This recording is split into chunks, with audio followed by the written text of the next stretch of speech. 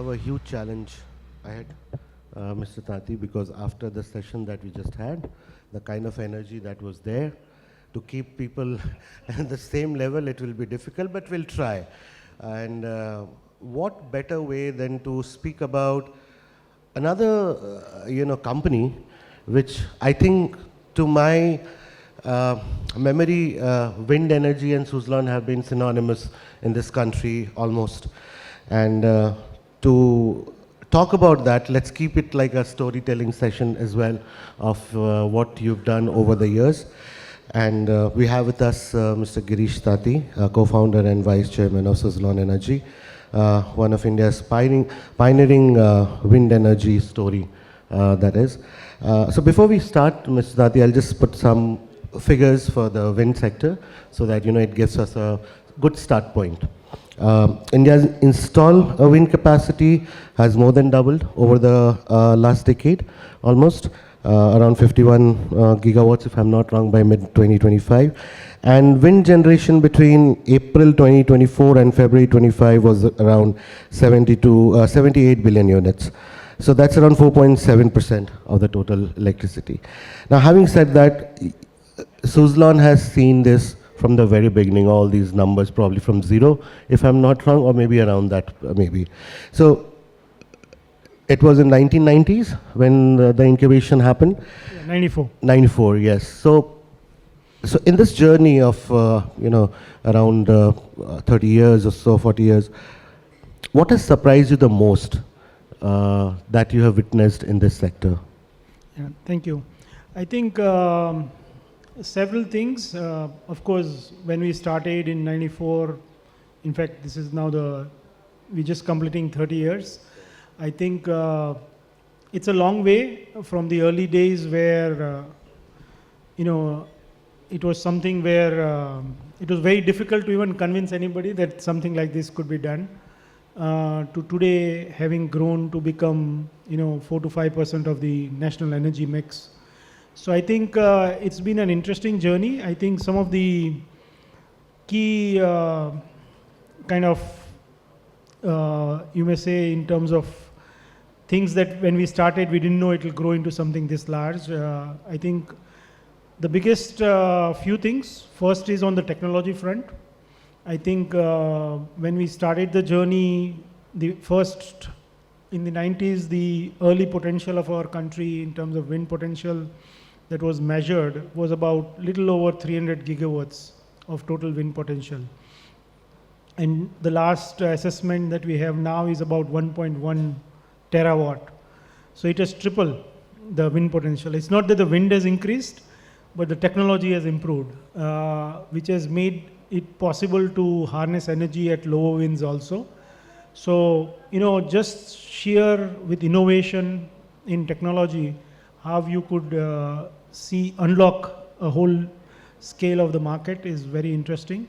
And growing from that early kilowatts to a megawatt to a gigawatt size of things that we are talking now, large size projects. When we started the journey, we didn't think it would be this large. So I think purely from that point of view, the other inflection points that we have seen is, the adoption of renewable energy by the private sector, the pure economic sense, and from a long-term sustainable energy security that private sector initially took the lead. We were able to see a significant adoption of renewable energy early on, to a level that some of our early on customers today have larger renewable energy assets than their main industry. So, it has grown into that kind of. So several things, but largely I would say it's technology, scale, and I think the whole push has really gone even larger once as a country, Prime Minister Mr. Narendra Modi set out that clear vision. And I think once we had that long-term clear vision, the scale has really taken off. Yes. So you talked about technology, and you said that it wasn't that there were less wind earlier, it's just that the technology has improved. Has it played to its potential, as in had the technology really allowed you to achieve the promised potential of wind energy in terms of contribution to the total power requirement? Yes, yes. I think if you see when we started the journey, cost of per unit cost was about 15 rupees. It was not a viable solution as a source. And today wind has gone as low as 3 rupees 80 paisa. So it's been a drastic fall, and this is purely through technology driven, both on technology front, commercialization.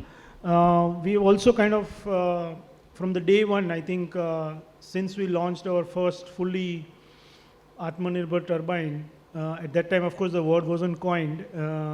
So this is close to about 2001.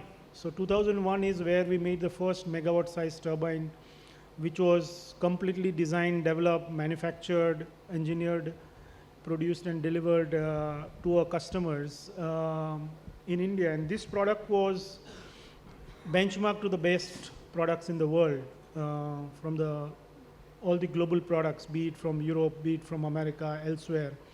So I think right from the beginning, our journey has been to design, develop products to compete in the global market. I think because of that vision to really go for excellence and develop your own IP, we have been able to make this journey possible. Okay. You spoke about turbine. I'm from the eastern part of the country where there is hardly any, wind projects. So whenever I used to come to other parts of the country and see those big, turbines being transported, I used to wonder what are these? Are these missiles? Are these planes? So it was really intriguing when, growing up. But then you talked about the world-class, manufacturing that you talked about. How mature is it? And can it scale to at least fulfill the entire domestic demand, probably? And if so, what could be the timeline? Yeah. So I think just to give you size and scale of today modern day turbine, I mean today the S144 which we manufacture at Suzlon, the largest turbine that we have right now, the wingspan of that particular turbine, the blade size which is there, is larger than the A380 flight. Yeah. So that's the size of the blade that you make. And then it's entirely from design, development to manufacturing to logistics. And these are all road logistics that you do. In some cases, we do it through sea logistics also. So it's a massive task to be able to, move this kind of heavy lift goods across. So I think it's been a very interesting journey from the early days where 100% of whatever we produced in the early 90s used to come all imported. We used to get everything from global suppliers, get it assembled in India and then supply. To fast forward just in about 5 years, we increased the local content to almost 50%. And I think since now for about 15 to 17 years, we have been in excess of 85% local content. So a very fast forward development of ecosystem that has happened. We developed several clusters. In the early days, of course, we ourselves had to do some of the infrastructure development. So we also set up 3 special economic zones because it was difficult for global players to come to India to kind of manufacture and all that. So we set up various RE zones, got all the global suppliers to come and put up their factories and all that.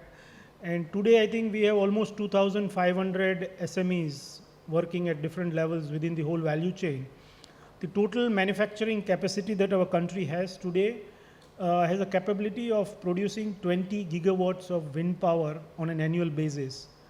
India today consumes just about 5 gigawatts. So we have 4x the capacity already beyond what India is consuming. Whatever we are consuming, equal portion almost gets exported from India.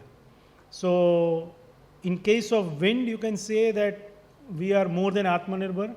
We are not only meeting our country's demand, but we are able to meet the global demand. If I was to share with you some of the latest statistics, I think by 2030, India, at least in wind energy, we will be supplying 10% of the global supply chain. So that's the level of strength India has grown into, which will be almost $25 billion of foreign exchange earnings that the country would have. Okay. So, yet there is a theory that wind is not reliable. It's, it's intermittent, and obviously it's in no one's hand. Yeah. So, do you see, it becoming a reliable baseload replacement anytime soon? Because we can't dictate nature, of course, right? Yeah. So I think, of course, any renewable energy source which is dependent on nature, intermittency will always be there. So, but the good part in case of wind is that if we map the wind generation curve on a 24 hours during the day, and if we superimpose that on the load curve of our country in terms of the demand. So India gets a peak demand in the mornings and a very big large peak in the evening, before the sunrise and after the sunset. So actually solar is not able to serve the peak demand of the country. Whereas in case of wind, you have higher winds also in the morning and evenings. You also experience that if you walk around. So effectively there is a very good correlation between the wind pattern and the demand curve of the country. Similarly, if you take a 12 months period, whether it's the monsoon period or the winter period where the electricity demand rises, again the winds are higher. So even on a seasonality based point of view, wind has a better match to the seasonality of the, and again during monsoon you have weaker solar, so again wind plays in on that. So effectively when you map the curve of demand versus the generation curve of wind, we fit in very well with that, and therefore meeting the energy demand, energy on demand 24/7, wind has a better role to play from that because it is available when consumers want it. At the same time, it's not there all the time, so that's where battery comes into play. And I think it's recently in last 2 years, the way the technology development and the price development of energy storage has come down. Today, if you see the last bid which came out for RTC Power, which is a combination of wind, solar and storage, to give you a flat service demand availability like a thermal power project, 24/7 power, price discovered is about 5 rupees 6 paisa. So, which is again lower than any of the other conventional energy today that you can produce. So effectively today, I think already in a combination of wind, solar, storage together, all the three siblings, as I would call them, they can actually provide firm energy, clean energy, at a price point cheaper than any other conventional energy. All right, thank you so much. It's a reality already. Okay, so we have a couple of minutes left. Would you mind taking a couple of Sure, questions please. if there are any? Yeah. If there are any questions from the audience, I see a hand there. If we can get a mic there, please.